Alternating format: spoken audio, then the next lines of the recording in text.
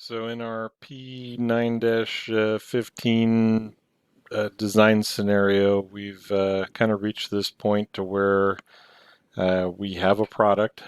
We have something that we can present as a solution to some problem that we can uh, manufacture.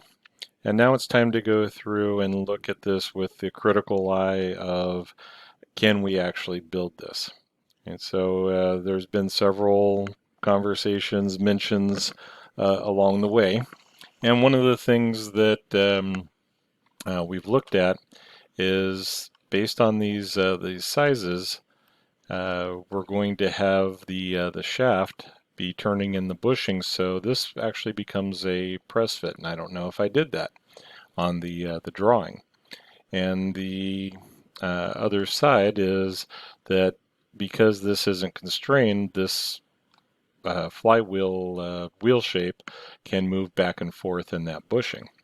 If we're going to drive this, then we will want to look at the uh, motor that I downloaded and see how big it is relative to everything else. And as far as our drive movements, if we need to reduce this, we're going to, I mean, with the control and the stepper, it's not going to an exact position. So, but we are going to need to decide, is this going to be a direct drive? If we are going to put a bracket out here that mounts the motor and goes directly to the shaft somehow, then there's usually a compensating. Let's see if we can go find one. So since I couldn't exactly remember what it was called, the flexible shaft coupling, torque limiting shaft couplings, probably a flexible. So mentioned that if the arm came to a sudden stop or something was to go into bind, what all that load, all of that force gets transferred back into the motor. We want something that will at least take the majority of that in it and have a reasonable chance of saving the motor. All right, so that's our our spendy piece of the equation. So we look at they're saying high speed.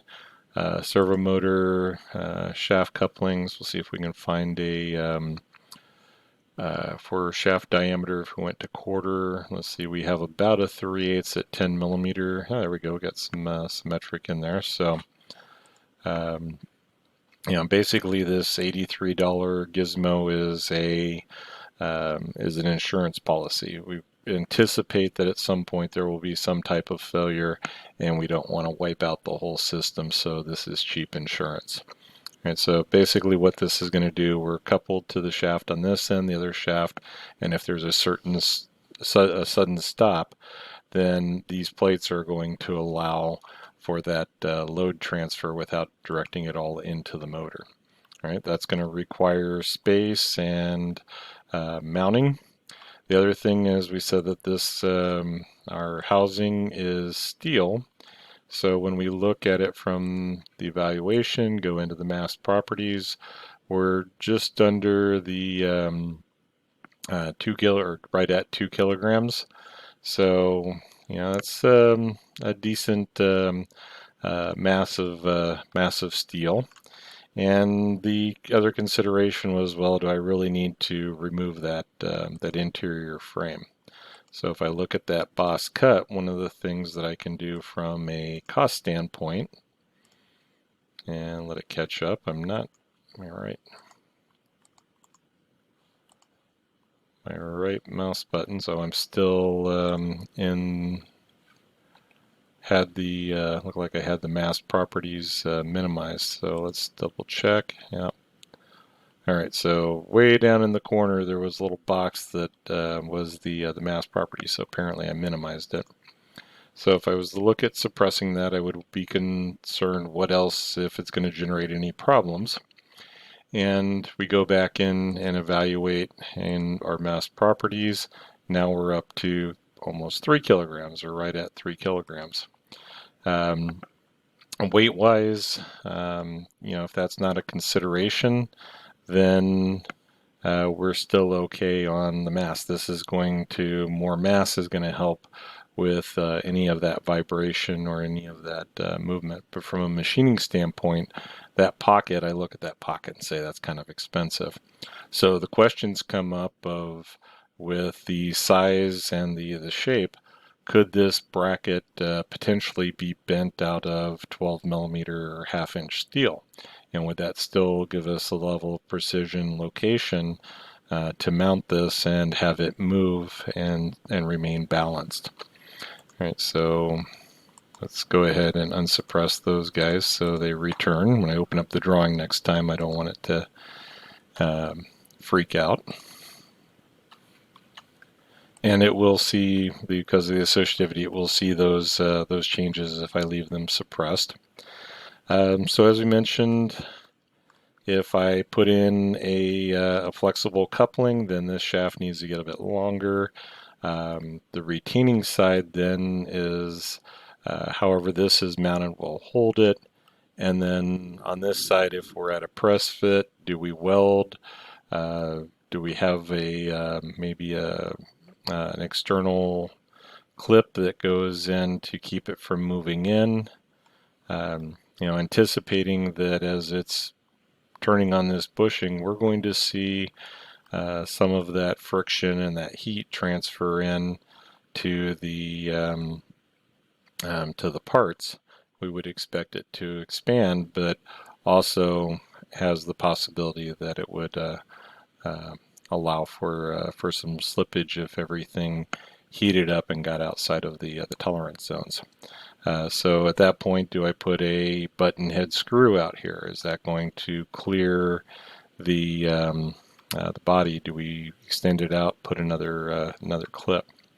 The real issue is that if I press this pin in and weld or retain it somehow, what happens out here is we have that clearance, but basically we're steel on steel. So that is a very low RPM connection, just as these points are, that we can't run that at very high RPMs and expect it not to gall, weld up. And then how are we going to get lubrication to it? What is the when this is put into service, if this is going to have to run 24/7, we're going to have some kind of oiler or grease that can continuously lubricate those joints. Same thing, we have the shaft.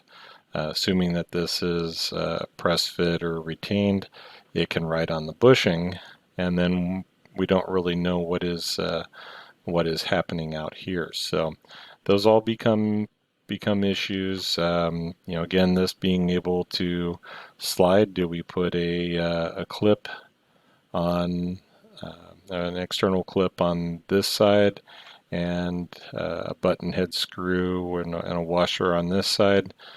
Something that has that retaining. It's my fond of saying, if it involves electricity, water, air pressure, hydraulics, you're responsible for getting it there. And in this case, gravity, or as this is working back and forth, has the potential that these would become misaligned, go into bind, or fall out. So since this can be assembled, we saw when we were doing the motion that it can reverse, but it impacts pretty good. So it should be obvious that it does not assemble that way, and shouldn't be able to completely assemble. But as we also saw with the alternate, is that there is an internal possibility, which if it can be assembled that way, somebody will probably do it, and then we have a misalignment out here that could affect the downstream mechanics of the part. So we still have quite a few decisions to make on this part, and I want to get into a little bit more of the manufacturing. So we'll leave leave those discussions for later.